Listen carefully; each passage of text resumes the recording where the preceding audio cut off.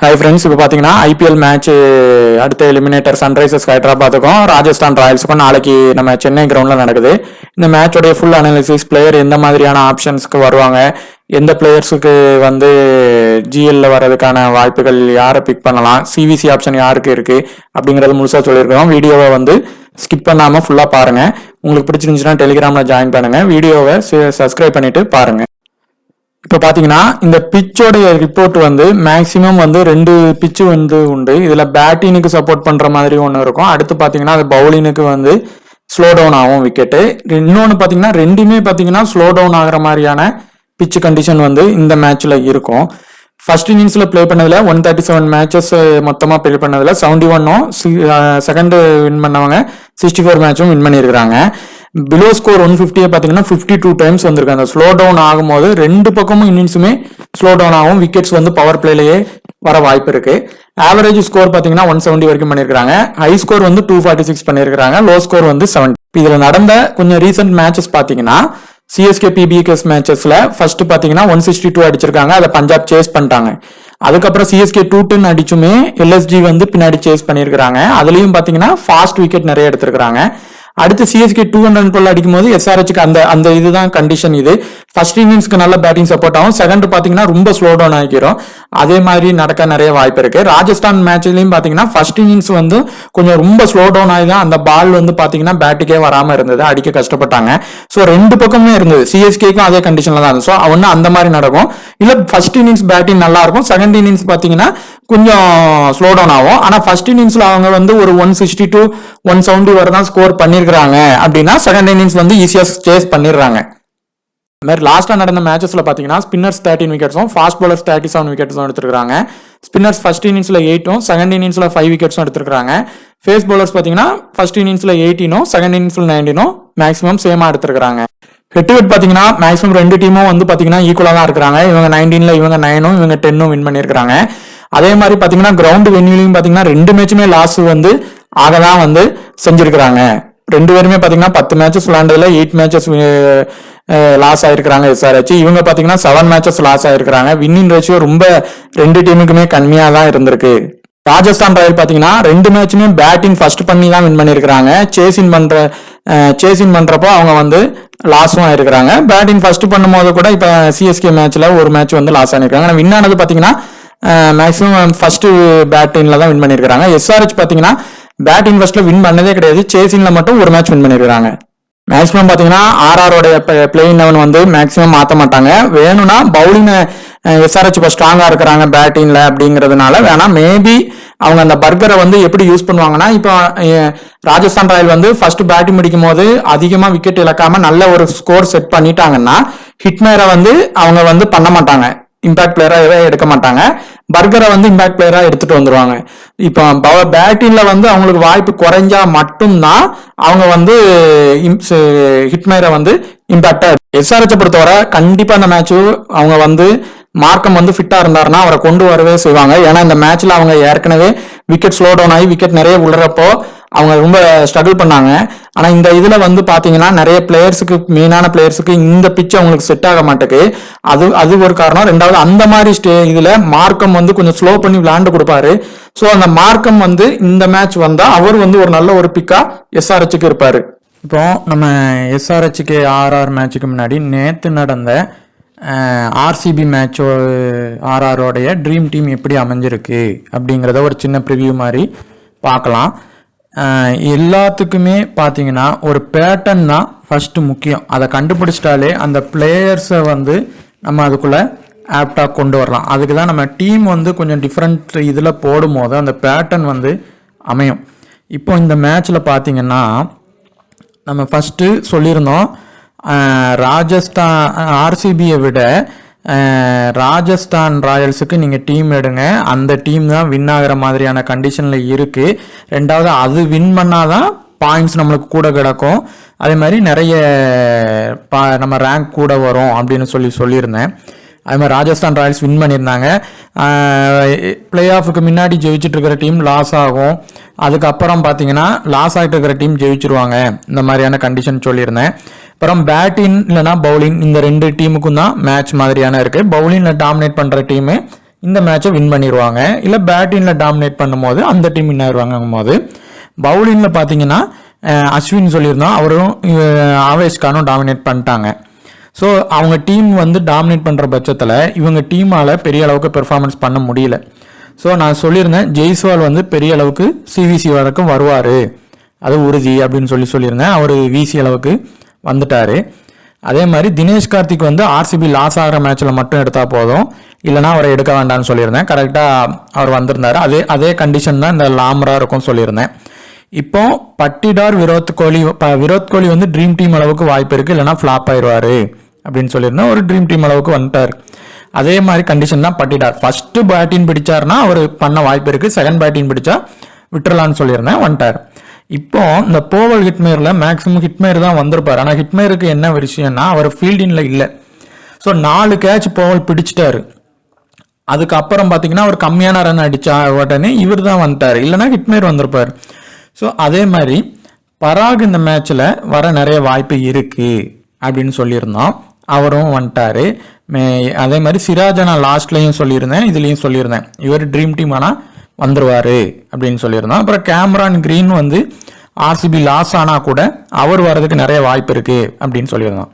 ஆனால் நான் முதல்ல சொல்லியிருந்தேன், இந்த மேட்ச்சில் இப்போ ஆர்சிபி வின் ஆகிற மாதிரி கண்டிஷன் வந்துச்சுன்னா கண்டிப்பாக மேக்ஸ்வெல் நல்ல பெர்ஃபார்மன்ஸ் பண்ணியிருப்பார், அவர் பண்ணுவார் அப்படின்னு சொல்லியிருந்தேன். ஆனால் சப்போஸ் அவர் அந்த இடத்துல இந்த வீடியோ நீங்கள் பார்த்துருந்தீங்கன்னா உங்களுக்கு தெரிஞ்சிருக்கும், அவர் 7.5 அந்த பெர்சன்டேஜ் அந்த கேட்டகரியில் இருந்தார் மேக்ஸ்வெல். அவர் அந்த இடத்துல ஃப்ளாப் ஆயிட்டாரு ஒரு வேளை அப்படின்னா, இல்லை அந்த கேட்டகரியில் இருக்கிறவன் நல்ல பவுலிங் போட்டு நல்ல பாயிண்ட்ஸ் எடுத்துட்டாலும் ஒருவேளை அவர் ஃப்ளாப் ஆயிடுவார் அப்படின்னு சொல்லியிருந்தேன். அதாவது அந்த கேட்டகரியில் இருக்கிற மேக்ஸ்வெல் ஃப்ளாப் ஆயிட்டாங்கன்னா அதே கேட்டகரியில் இருக்கிற ஒரு பிளேயர் வந்து பெருசாக பெர்ஃபார்மன்ஸ் பண்ணுவார்னு சொல்லியிருந்தோம். நான் நினச்சது சந்தீப் சர்மாவை அதிகமாக நான் வந்து நினச்சிருந்தேன். ஆனால் ஆவேஷ் கான் அதே சேம் கேட்டகரி சேம் அந்த இதில் இருந்து அவர் தான் பெருசாக வந்தார், இவரும் வந்துட்டார். ஆனால் இவர் தான் கேப்டன் அளவுக்கு வந்திருந்தார். இப்போ சப்போஸ் மேக்ஸ்வெல் பெருசாக வந்திருந்தாருன்னா இவங்க வந்திருக்க மாட்டாங்க. இதுதான் அதோடைய சின்ன டிப்பு. அது வந்து அந்த மாதிரி தான் நடக்கும். இப்போ இவர் இங்கே இதில் டாமினேட் பண்ணுற பட்சத்தில் அந்த இடத்துல அவர் ஃபெயிலியர் ஆவார் அப்படின்னு சொல்லியிருந்தோம். அதே மாதிரி ஆயிருந்தது. ஸோ சிவிசி மேக்சிமம் நம்ம வந்து சொன்ன அந்த ஜெய்ஸ்வால் வந்துட்டாங்க, பராக் நல்லா ப்ளே பண்ணிட்டாங்க, அஸ்வின் நல்லா பண்ண வாய்ப்பு இருக்குன்னு இருந்தோம். ஸோ வந்துட்டாங்க. இப்போ நம்ம அடுத்து இந்த மேட்ச் வந்து எப்படி வரும் எஸ்ஆர்ஹெச்சுக்கும் ஆர்ஆருக்குங்கிறத பார்க்கலாம். இப்போ ஆர்ஆர் அண்டு எஸ்ஆர்ஹெச்சுக்கான மேட்ச்சு, இந்த மேட்சோடைய பவர் பிளே ப்ராக்ரஸ் ஃபஸ்ட்டு வந்து பவர் பிளே ப்ராக்ரஸை வச்சு நீங்கள் டாப் ஆடுற பிளேயரை லீவ் பண்ணலாம். இப்போ இந்த மேட்ச்சில் 2 பிட்ச் இருக்கும். இந்த 2 பிட்சில் ஒன்று பார்த்தீங்கன்னா ஸ்லோ டவுன் ஆகும் விக்கெட். இப்போ நம்ம ராஜஸ்தான் ராயல்ஸுக்கும் சென்னைக்கும் நடந்துச்சா அந்த மாதிரி ஆகும். இல்லைன்னா ரெண்டாவது பார்த்தீங்கன்னா ஃபஸ்ட் இன்னிங்ஸ் பார்த்தா கொஞ்சம் பேட்டிங் பண்ணுவாங்க. இப்போ அவங்க பேட்டிங் பண்ணுறதுல ஒரு 190 to 200 அடிச்சிட்டாங்க அப்படின்னா சேசிங் பண்ணுறது கொஞ்சம் கஷ்டமாயிரும். இல்லை 170 to 140 160 அடித்தாங்கன்னா வந்து அது ரொம்ப டஃப்பாக அவங்க வந்து ஓரளவு கடைசி வரைக்கும் போய் வின் பண்ணுவாங்க. இது ஒரு டைப்பு. அடுத்து பவர் பிளே ப்ராக்ரஸில் இப்போ பார்க்குறப்போ மேக்ஸிமம் ஃபஸ்ட் இன்னிங்ஸ் இப்போ ஸ்பின்னு சப்போர்ட் ஆகுது அப்படின்னா அந்த ட்ராக்ல பாருங்கள், கிராக் இருக்கா, எப்படி இருக்குது, கிராஸ் இருக்கா, இல்லை என்ன சாயிலில் இருக்குது அப்படின்னு பாருங்கள். இப்போ ஒரு வேளை ராஜஸ்தான் ராயல்ஸ் செகண்ட் பவுலிங் போடுறாங்கன்னா ஸ்பின்னுக்கு நல்லா சப்போர்ட் ஆகிறதுக்கான வாய்ப்புகள் இருக்கும் டியூலாம் வராத பட்சத்தில். இப்போ ஃபர்ஸ்ட் பவுலிங் போட்டு கூட ஒரு விக்கெட்டு கிடைக்கவும் செய்யும். இப்போ நம்ம சொல்லியிருக்கிறோம் பவுலிங் ஆப்ஷன்ஸ் ஸ்பின்னுக்கு எப்படி கிடைச்சிருக்குன்னு. ஸோ இப்போ ஃபர்ஸ்ட் இன்னிங்ஸை பொறுத்தவரை ஆவரேஜாக ஒரு விக்கெட் விடும் ஆர்ஆரோ எஸ்ஆர்ஹெச்சோ பண்ணாங்கன்னா. செகண்ட் இன்னிங்ஸை பொறுத்தவரை மேக்ஸிமம் பார்த்தீங்கன்னா இப்போ ஃபர்ஸ்ட் இன்னிங்ஸ் டாமினேட் பண்ணியிருக்கிறாங்க பவுலிங்கில் அப்படின்னா விக்கெட் விழாது. இல்லை ஃபர்ஸ்ட் இன்னிங்ஸுக்கு பேட்டிங் சப்போர்ட் ஆகி 200 வரை அடிச்சிருக்காங்கன்னா மேக்ஸிமம் 1 விக்கெட் to 2 விக்கெட் விழும். அந்த பவுலிங் இது ஸ்லோ டவுன் ஆகும். அந்த ஸ்லோ டவுன் ஆகும்போது விக்கெட் விழும். இப்போ இந்த மேட்சோட ஹை பெர்சன்டேஜ் கேப்டன் பார்த்தீங்கன்னா Travis head. High percentage vice captain பார்த்தீங்கன்னா அபிஷேக் சர்மா. இப்போ நான் லாஸ்ட் மேட்ச் சொன்ன மாதிரி தான் எல்லாரும் ஆர்சிபி சப்போர்ட் பண்ணுற மாதிரி எடுத்து வச்சிருக்கிறாங்க. நீங்கள் ஆர்ஆருக்கு சப்போர்ட் பண்ணுற மாதிரி எடுங்க, அப்போ தான் இந்த மேட்ச்சில் உங்களுக்கு வின் கிடைக்கும் அப்படின்னு சொல்லியிருந்தேன். இப்போ இந்த கிரவுண்டு ப்ராக்ரஸை பொறுத்தவரை 2 டீமுமே வீக்காக தான் இருந்திருக்காங்க. அது சிஎஸ்கே கூடன்ட்டு இல்லை, பொதுவாக அந்த பிச்சு அவங்களுக்கு சப்போர்ட் ஆக மாட்டேங்குது. கிளாஸனாக இருக்கட்டும், ஹெட்டாக இருக்கட்டும், சஞ்சு சாம்சன் இவங்க கூட பெர்ஃபார்மன்ஸ் நல்லா பண்ணியிருக்கிறாங்க, ஆனால் கிரவுண்டில் பண்ணலை. ஸோ இந்த மாதிரி கண்டிஷன்லாம் ஆகிறதுக்கும் வாய்ப்பு இருக்குது. ஸோ இப்போ நீங்கள் வந்து இந்த மேட்ச் எப்படி பண்ணணும்னா எஸ்ஆர்ஹெச்சுக்கும் சப்போர்ட் பண்ணுற மாதிரி டீம் போட்டு தான் ஆகணும், ஆர்ஆருக்கும் சப்போர்ட் பண்ணுற மாதிரி போட்டு தான் ஆகணும். இப்போ இவங்க டீமை பொறுத்தவரை ராஜஸ்தான் ராயல்ஸ் வந்து பவுலிங்கில் கொஞ்சம் ஸ்ட்ராங்காக இருக்காங்க. யாராவது ஒருத்தங்க நல்லாவது பெர்ஃபார்மன்ஸ் பண்ணிடுறாங்க.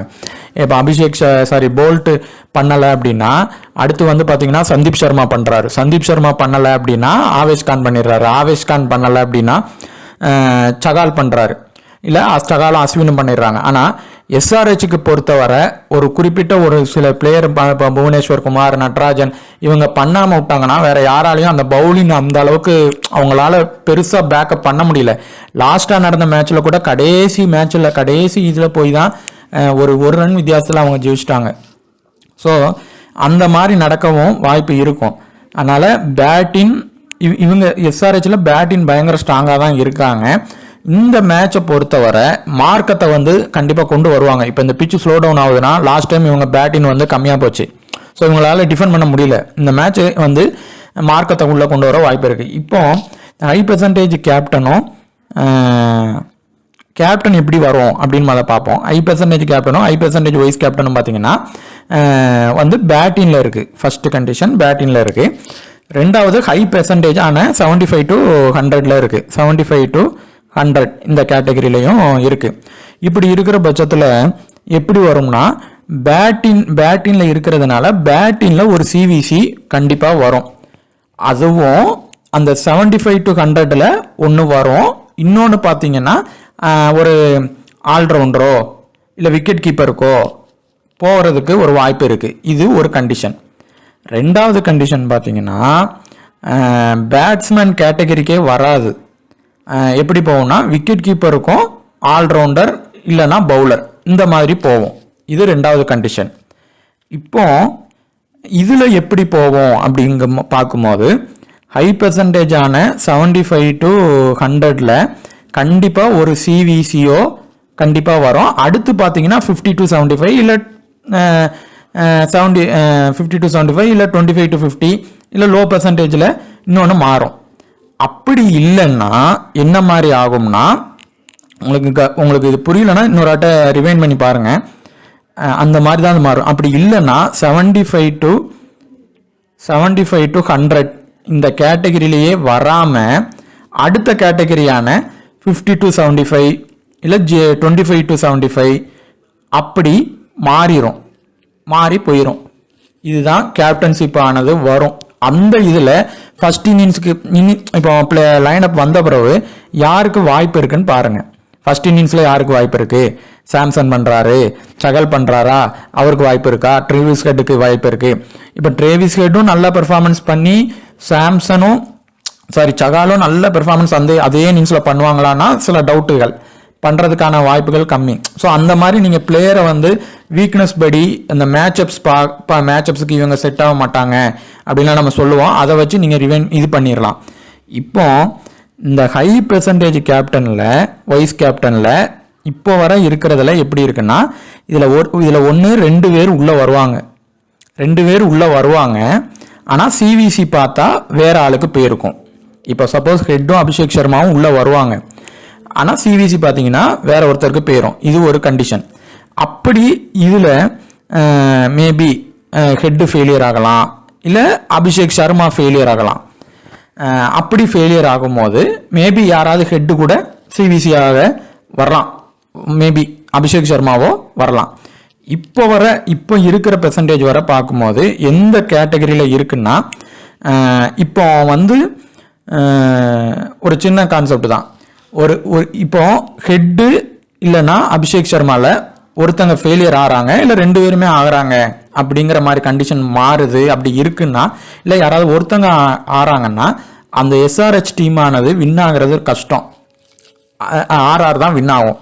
இப்போ இந்த மேட்ச் எப்படி இருக்குன்னா ஹெட்டு, ஜெய்ஸ்வால், அபிஷேக் சர்மா இந்த 3 பேர்ல இருந்து மேக்சிமம் ஒருத்தங்க உள்ள வருவாங்க, அப்படி இல்லைன்னா 2 பேர் வருவாங்க, ஒருத்தங்க ஃபெயிலியர் ஆயிடுவாங்க.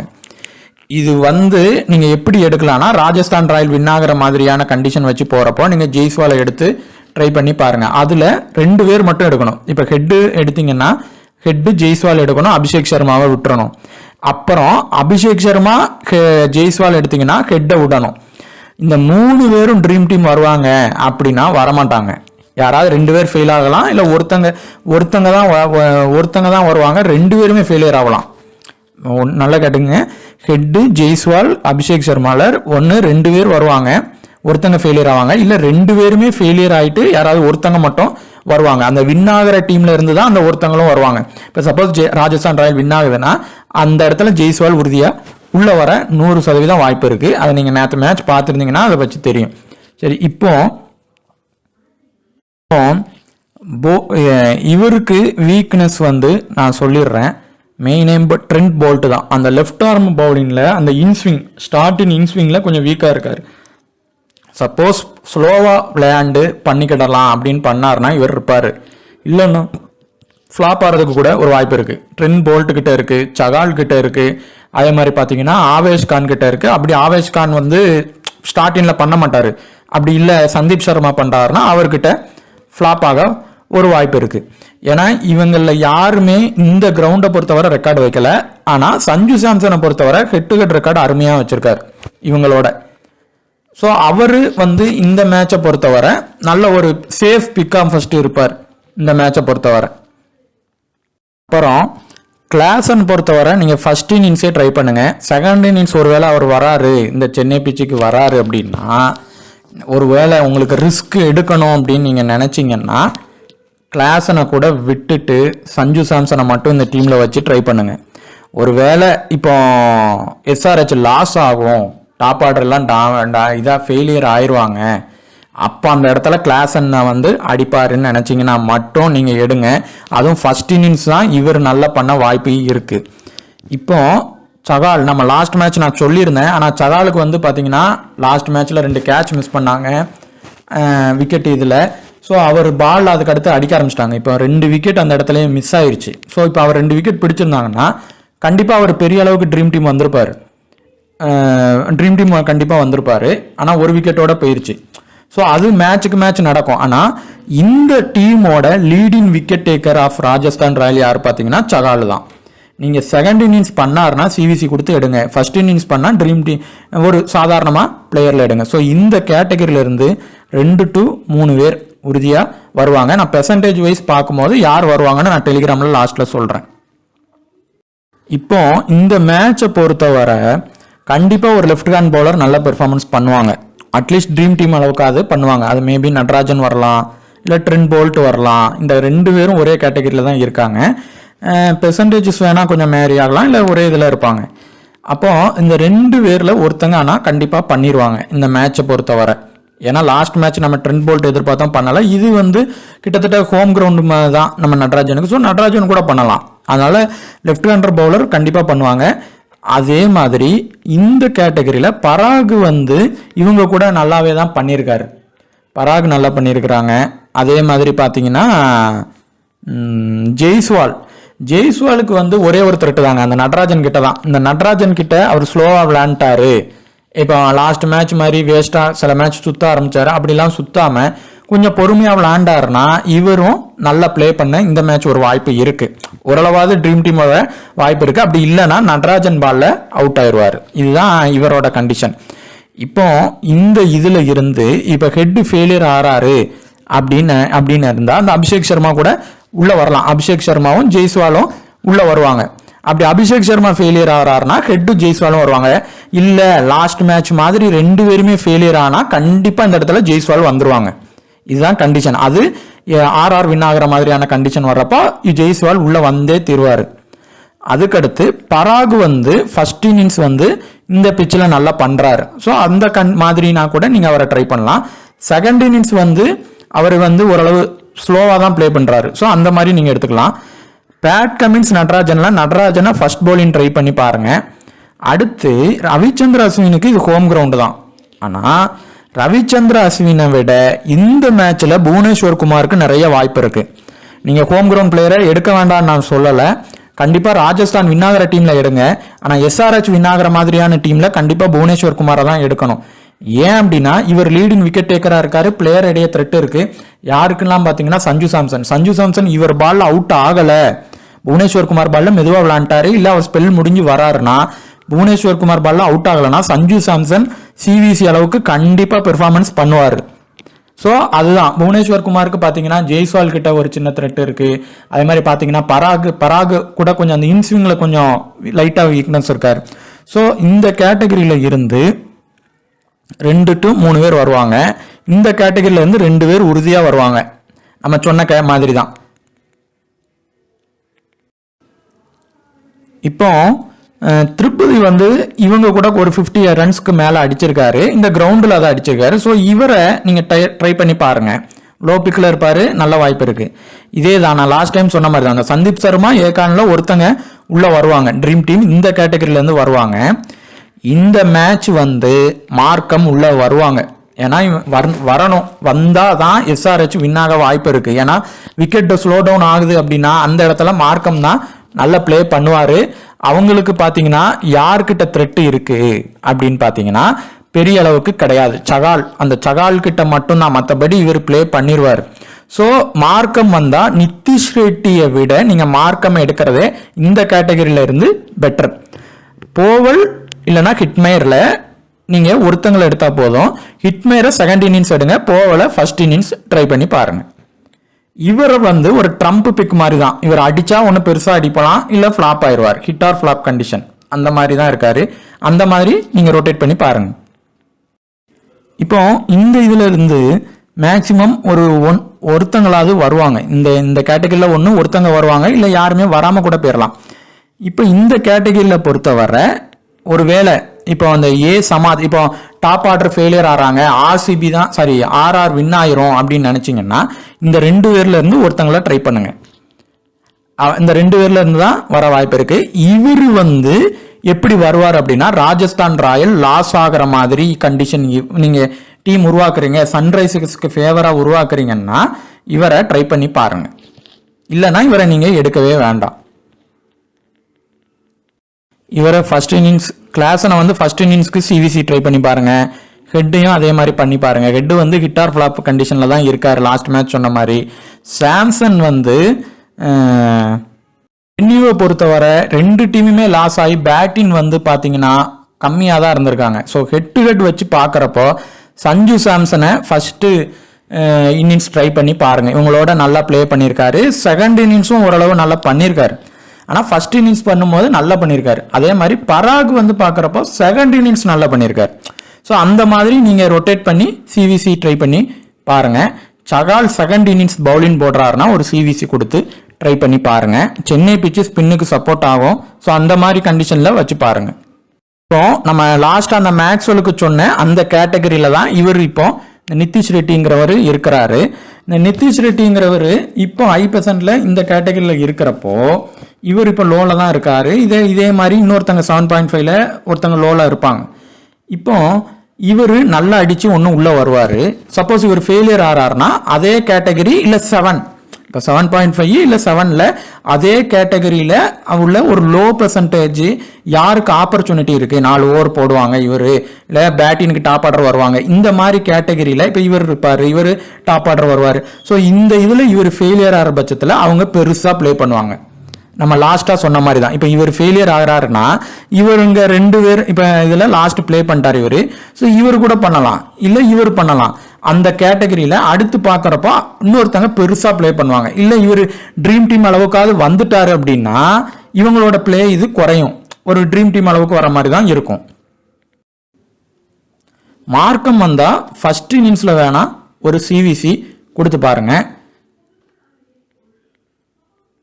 ஜெய்ஸ்வால் பொறுத்தவரை ஹெட் டு ஹெட் நல்லா பண்ணியிருக்காரு. ஆனால் இங்கே இந்த கிரவுண்டில் பெரிய அளவுக்கு பண்ணலை. ஸோ அவர் வந்து எப்படின்னா ராஜஸ்தான் வின் ஆகிற மாதிரியான டீம் எடுத்தீங்கன்னா அதில் வேணா ஒரு சிவிசி கொடுத்து பாருங்க. அவர் அடித்தா ஒன்று பெருசாக அடிக்கலாம், இல்லை ஃப்ளாப் ஆயிடுவார். அந்த ஹிட் ஆர் ஃப்ளாப் கண்டிஷனில் தான் இவர் இப்போதைக்கு இவங்க டீம்லையும் இவர் வந்து இப்போ ஒரு அடித்தா இவர் நல்லா அடித்து வந்தார்னா மேபி எஸ்ஆர்ஹெச் கூட லாஸ் ஆக ஒரு வாய்ப்பு இருக்குது. அபிஷேக் சர்மாவுக்கு வந்து ஒரு சிவிசி ட்ரை பண்ணி பாருங்கள் இந்த மேட்ச்சில். பராக் வந்து செகண்ட் இன்னிங்ஸ் இவங்க கூட நல்லா பண்ணியிருக்காங்க. ஆனால் ஒரு ஃபர்ஸ்ட் இன்னிங்ஸையும் ட்ரை பண்ணி பாருங்கள். செகண்ட் இன்னிங்ஸ்னால் நல்லா பண்ணியிருக்கிறாரு.